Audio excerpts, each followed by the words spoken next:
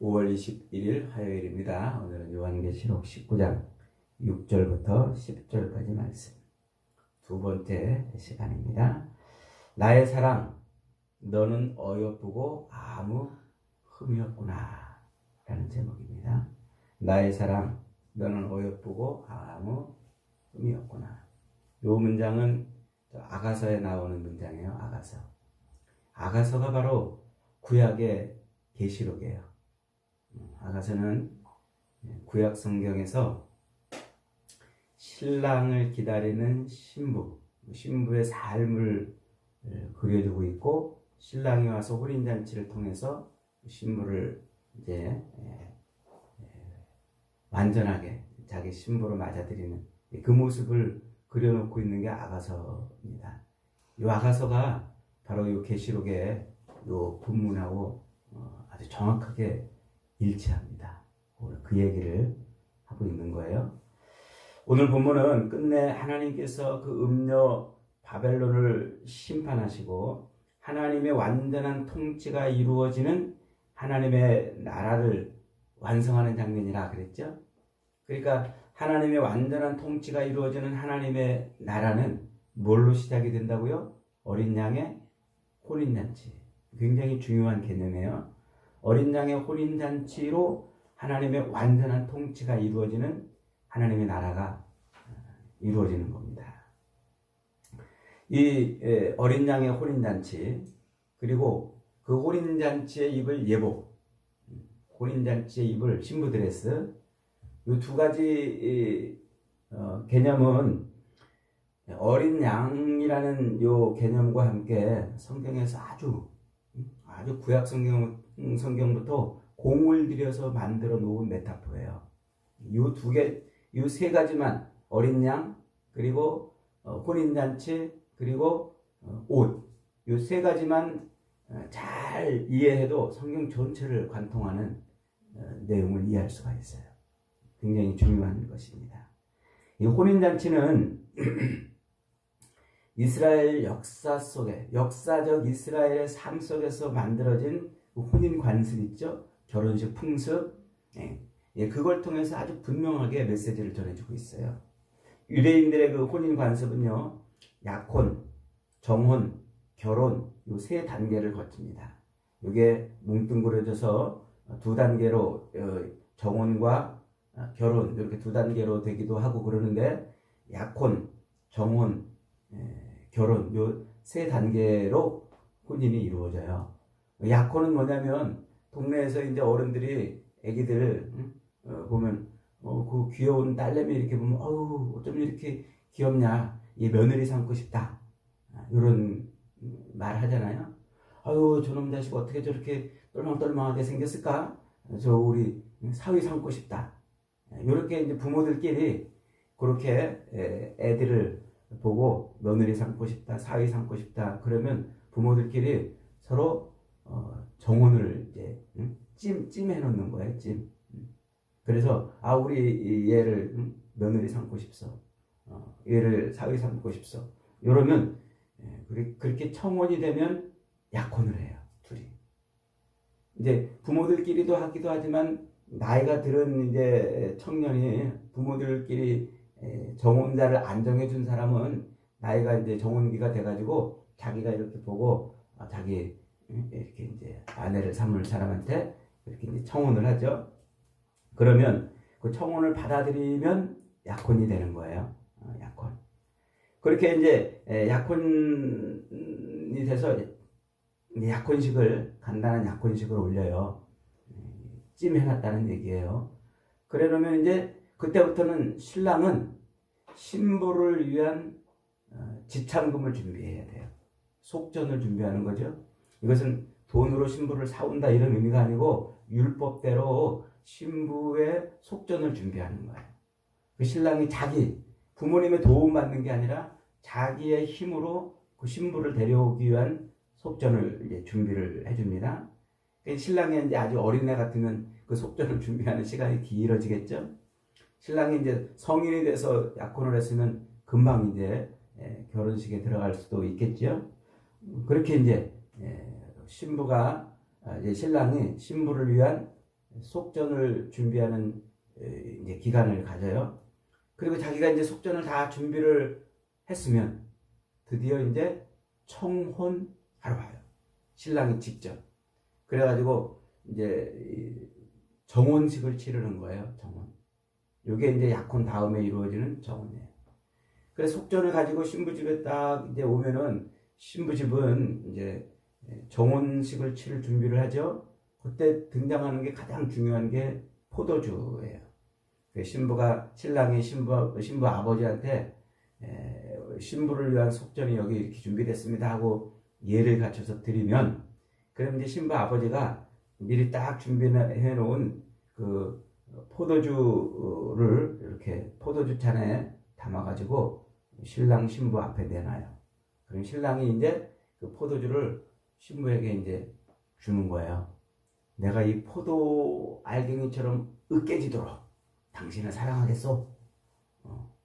내가 이 포도즙의 붉은 색처럼 내 피를 다해서 당신을 사랑하겠소. 이런 의미예요. 그런데 신부가 그 신랑이 건네주는 포도주를 마시면, 네, 그게 정혼이 되는 거예요. 이게 아가서에 그대로 기록이 되어 있어요. 그렇게 해서 이제 포도주로 서로 이제 정혼을 치르는 것이죠. 자, 예수님도 그래서 최후의 만찬을 통해서 잔을 내주시고 받아 마시라, 이것은 너희를 위해서 흘리는 내 피니라, 이렇게 이제 하잖아요. 그게 제자들하고 이제 혼인 언약을 맺은 거예요. 그렇게 포도주를 주고받으면서 정혼이 되면 그것을 혼인 언약을 맺었다. 이렇게 이제 표현해요. 이제 혼인 언약을 맺은. 이제 둘이 결혼해야 되는 거예요. 찢어지면 안 돼요. 결혼을 이제. 자, 그러면 또 그 다음에 신랑은 또 그렇게 혼인 언약을 딱 맺었으면 이제 자기 집에 돌아가서 신부를 위한 처소를 준비하러 다시 가요. 처소를 준비하러. 그래서 신부를 위한 처소가 준비가 다 되면 이제 신부 집에 와가지고 거대한 혼인잔치를 치르는 거예요. 보통 유대인의 혼인잔치는 7일 동안 이어집니다. 그렇게 7일 동안 혼인잔치를 치르고 신부를 데려가는 거예요. 그 처소로. 그 정혼을 하고 처소를 준비하기까지 이제 요 시간은 신랑 아버지밖에 몰라요. 신랑이 나 빨리 가서 데리고 올래? 이게 안 돼요. 신랑 아버지가 날짜를 결정하는 거야. 그러니까 예수님도 이제 제자들에게 이제 그러시잖아요. 너희를 위한 처소를 준비하러 간다. 이렇게 이제 하시잖아요. 근데 다시 올 재림날, 그날은 누구만 하신다고요? 아버지만 하신다고 말씀하신 이유가 이제 바로 그런 것을 반영하는 이야기입니다. 자, 그렇게 혼인 언약을 맺고 돌아가서 처소를 준비하고, 그러고서 이제 처소를 준비하러 돌아갈 때 그냥 가지 않고 혼인 언약을 맺었으니까 증표를 줘요. 증표. 보통 이제 목걸이나 귀걸이나 이런 폐물이나 이런 증표겠죠. 그러면 신부는 그 증표를 보면서 신랑을 기다리는 거야. 나한테 이제 신랑이 있구나. 나를 사랑하는 신랑이 있구나. 그래서 신랑이 처소를 준비해가지고 돌아올 때까지 그 증표를 붙들고 사는 거예요. 흔들리지 않고. 예수님께서 우리 성도들에게, 제자들에게 처소를 준비하러 간다 그러면서 뭘 증표로 남겨놓으셨어요? 성령을, 우리에게 성령을 증표로 남겨놓으세요. 그래서 그 성령께서 이 기록된 하나님의 말씀, 이 말씀을 가지고 우리는 지금 그리스도의 신부다, 너는 지금 예수님의 신부다 하고 자꾸 가르쳐 주는 거예요. 그래서 우리는 나는 지금 신랑이 있는 존재구나, 이걸 잊어버리지 말라고 그러는 거예요. 이게 혼인 언약을 맺고 증표를 남겨두고 처소를 준비하러 가는 그런 풍습인 것이죠. 지금 말세는 바로 그런 때라는 거예요. 무슨 때? 예수님께서 십자가 죽으심으로 피 흘려서, 그래서 우리를 혼인 언약, 신부로 혼인 언약을 맺으시고 신부로 삼아 놓으셨잖아요. 성령을 증표로 남겨놓으시고 그리고 이제 처소를 준비하러 가셨어요. 이제 오시잖아요. 곧 재림하시잖아요. 언제인지 모르지만 주님이 이 땅에 재림하실 때까지 우리는 뭘로 살아야 된다고요? 우리는 그리스도의 신부로 살아야 된단 말이에요. 그리스도의 신부. 그 신부로 사는 모습을 이제 계시록이 이런 각도 저런 각도 설명하고 있고, 그 신부로 사는 모습을 성경이 우리로 거룩한 삶을 살아라 이렇게 말하는 거예요. 그리스도께서 재림하실 신랑 되신 예수님께서 오셔서 거대한 혼인잔치를 치르기 전까지 우리는 신부로 살아야 되는 거예요.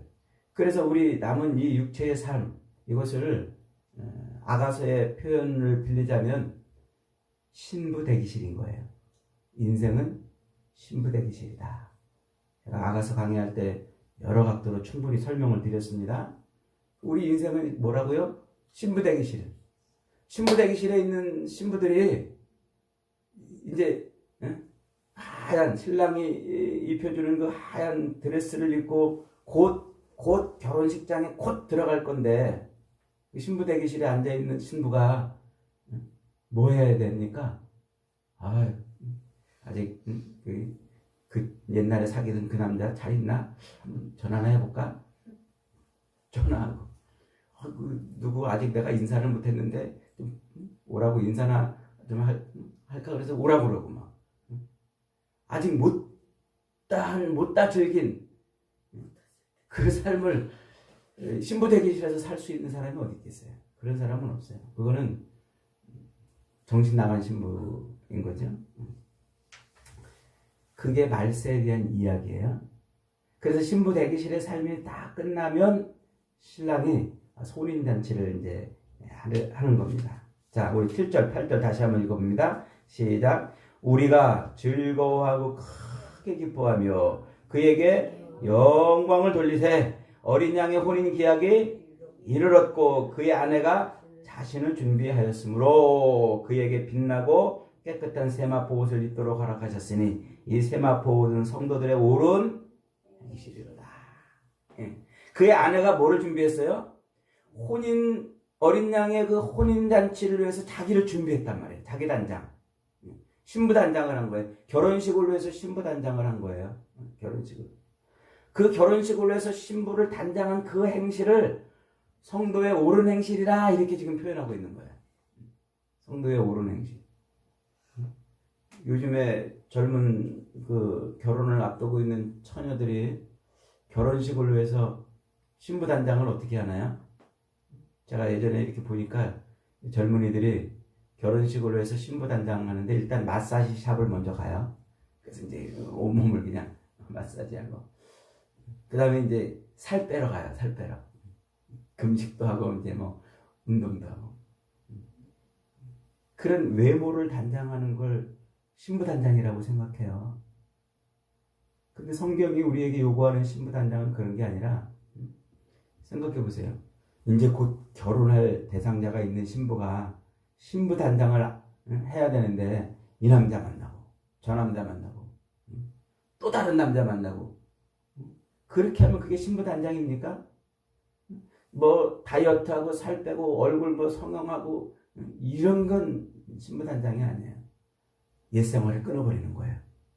옛 삶을 끊어버리고 진짜 이제 오로지 이 남자 하나만 바라보고 사는 그 삶을 사는 거예요. 그게 신부 단장이에요. 그게 어디 가서 다이어트하고 무슨 드레스 몸에 안 맞으면 안 될까봐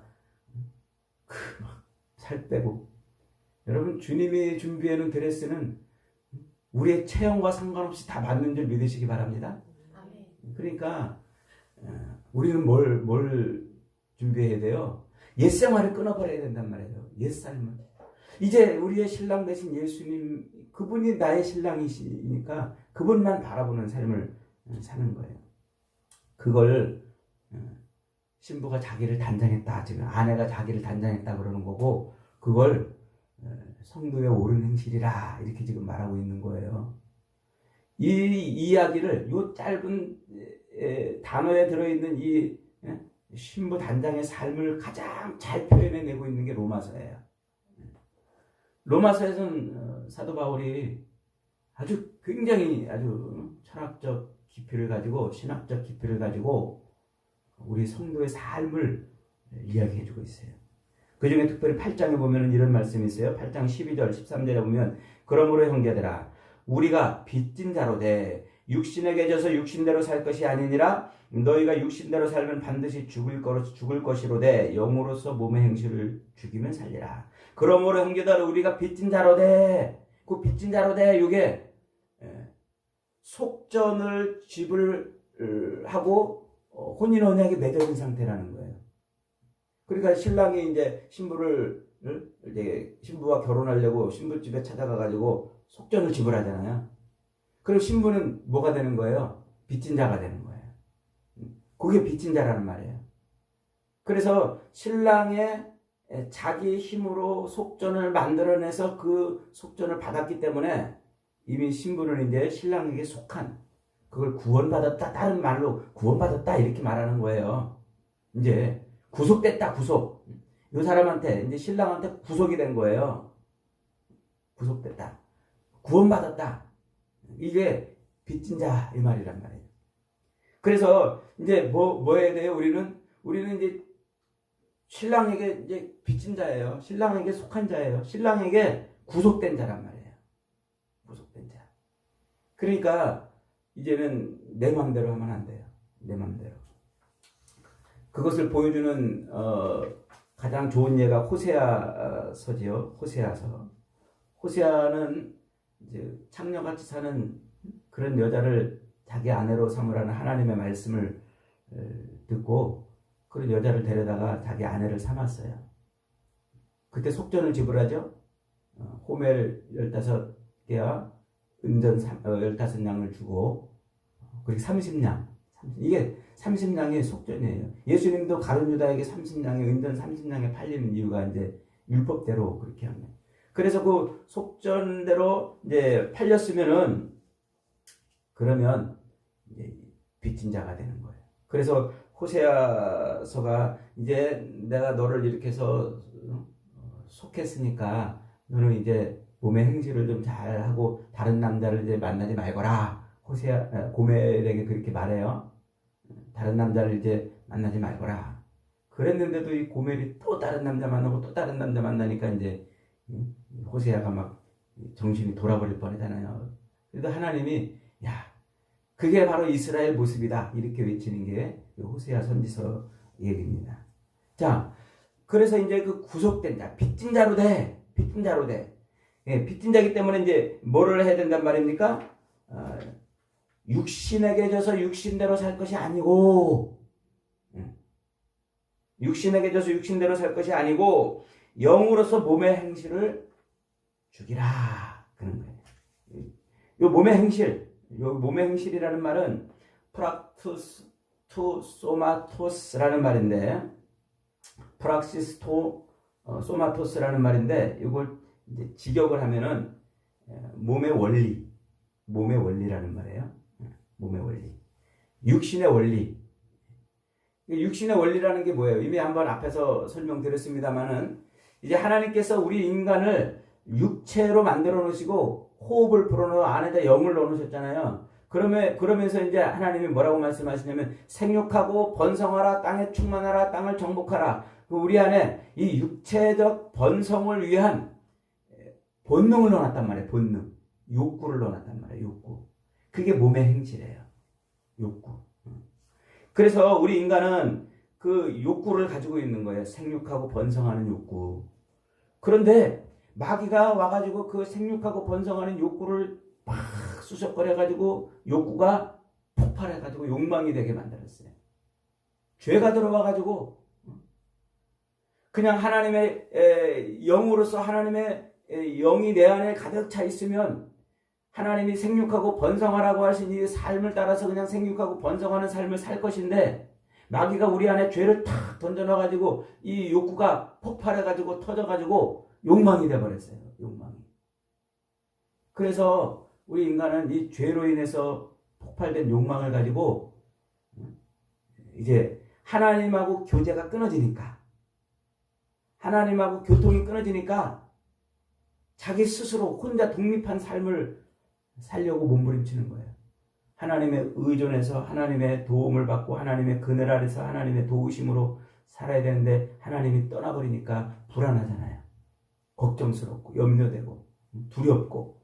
그러니까 이 불안과 걱정과 염려를 해결하려고 자꾸 자기 스스로 뭔가를 하는 거예요. 그 육신의 삶을 온전하게 살기 위해서 자꾸 뭔가를 해야 되는 거예요. 그래서 그 육신의 삶의 불안과 염려와 근심과 걱정과 초조와 이런 것을 이겨내고 극복하고 이것을 없이 살려고 자꾸 더 많이 가져야 되고 더 많이 높아져야 되고 더 많이 누려야 되고 이런 삶을 사는 거예요. 자기를 위한 삶, 육체를 위한 삶, 그 삶으로 바뀌어버렸어요, 인간이. 하나님의 영이 들어와서 하나님이 주신 그 욕구대로 생육하고 번성하며 하나님을 섬기며 살아야 되는 인생이 죄가 들어와가지고 욕망이 폭발해가지고 하나님은 떠났고 욕망은 폭발하니까 육신의 삶을 사는데 몸부림치는 거예요. 그래서 점점 더 가져야 되고 높아져야 되고 누려야 되고 뭔가 이걸 가져야 내가 편안해지는 거예요. 뭔가 높아져야 내가 안전해지고 안심을 하는 거예요. 그래 육신의 삶에 집중하는 거예요. 육신의 삶. 그게 몸의 행실이고 그게 육의 습관이에요. 육의 습관. 주님은 그런 육신의 삶을 살고 있는 자기를 위해 살고 자기를 위해서 가지고 자기를 치장하는데 몸부림치며 그 육신의 삶을 살고 있는 우리를 부르사 뭐라고 그러셨어요? 아무든지 나를 따라오려거든 자기를 부인하고 자기 십자가를 지고 나를 좁힐 것이니라. 그런단 말이에요. 그래서 이제는 주님을 자기 주인으로 자기 신랑으로 섬기는 사람은 그 육신의 욕망대로 사는 것이 아니라 주님이 말씀하신 자기를 부인하고 자기 십자가를 지는 삶을 살아야 돼요. 그게 성도의 삶인 거예요.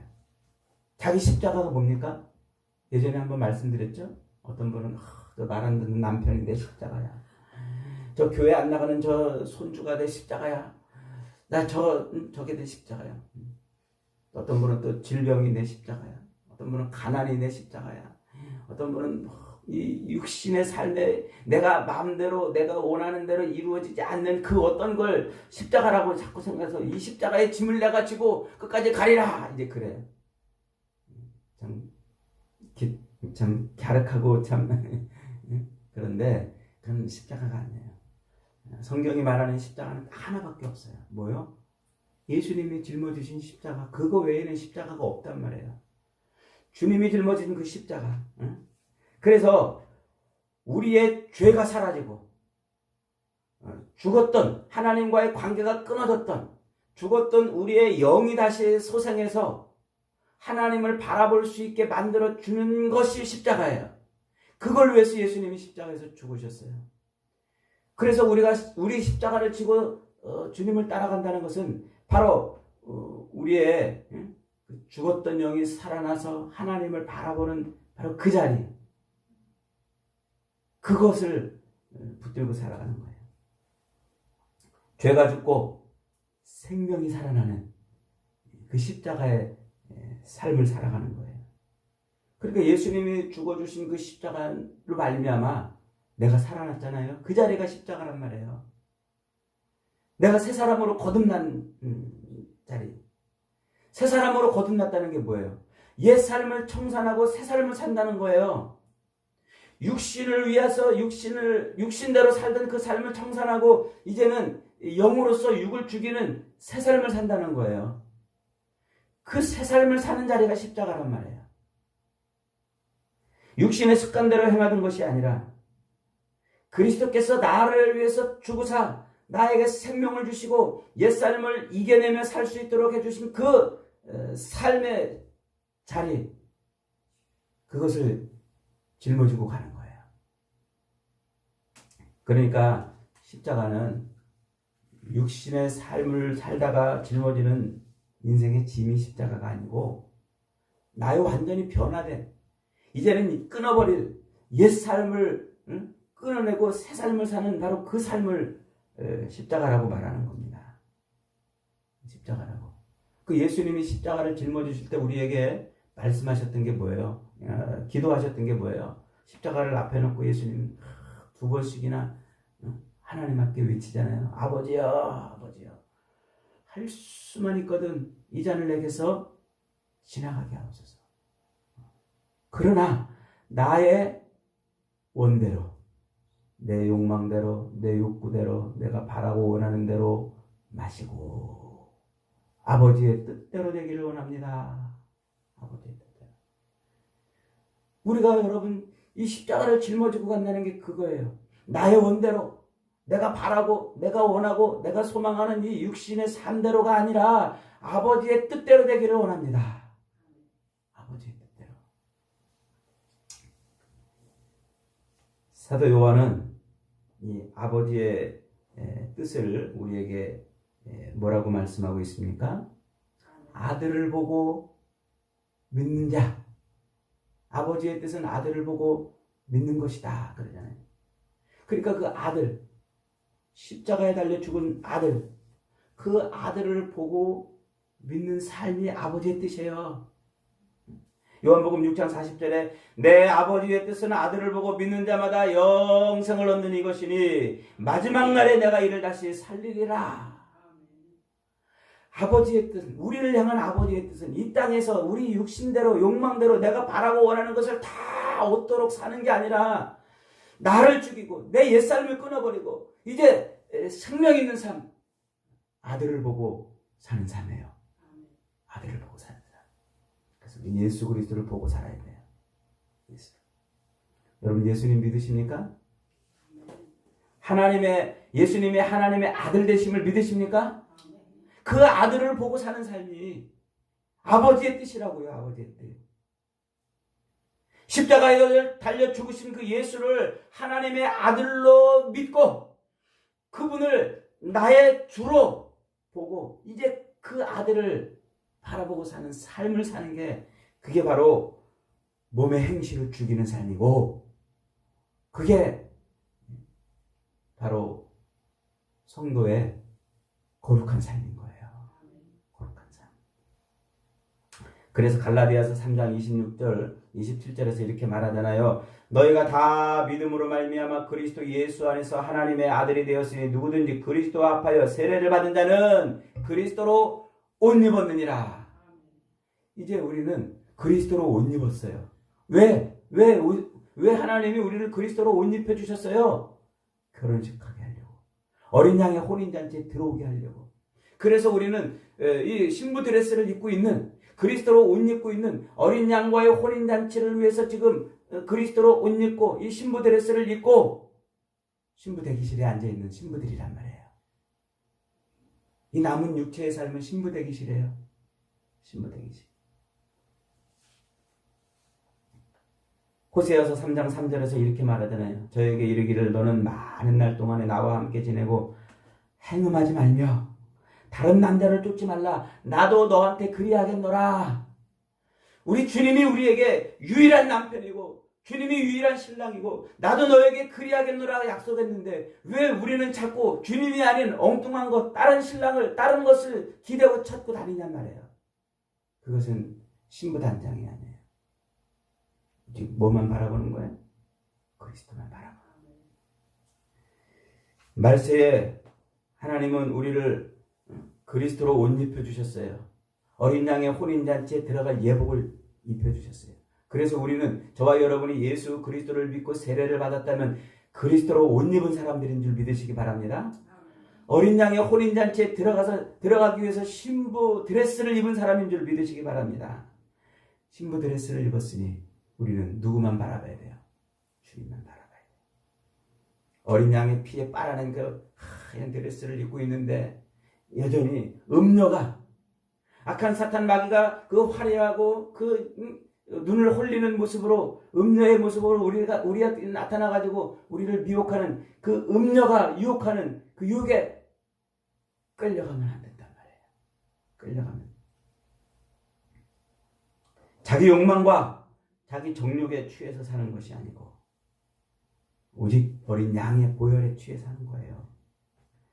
신랑에게 눈을 떼면 안 돼요. 신랑을 늘 바라보고 살아야 돼요. 고난이 있고 시련이 있고 풍파가 있고 환란이 있어도 눈을 떼면 안 돼요. 그 풍랑이 있는 인생에 바다 한가운데서 주님이 걸어오라 말씀하시잖아요. 베드로에게 걸어오라 그랬는데 베드로가 주님 보고 걸어가다가 물결이 있는데 그 물결을 쳐다보니까 빠졌다고 그러잖아요. 사랑하는 여러분, 우리는 신부 드레스를 입고 신부 대기실에 있는 그리스도의 신부들인 줄 믿으시기 바랍니다. 이제 곧 어린 양의 혼인잔치가 있을 것입니다. 그때까지 이 남은 육신의 삶을 잘 이겨내면, 잘 이겨내서 그 혼인잔치가 딱 열리는 날 신랑은 신부에게 뭐라고 말한다고요? 아가서에서 말하잖아요. 나의 사랑, 나의 사랑아, 너는 어여쁘고 흠도 없고 티도 없구나. 완전한 신부의 모습을 갖췄단 말이에요. 완전한 신부의 모습. 나의 사랑아, 너는 어여쁘고 아무 흠이 없구나. 주님의 음성을 듣기까지 저와 여러분은 이 말세, 이 신부 대기실의 삶을 멋지게 살아가는 복된 인생들이 다 되시기를 주님의 이름으로 축복합니다.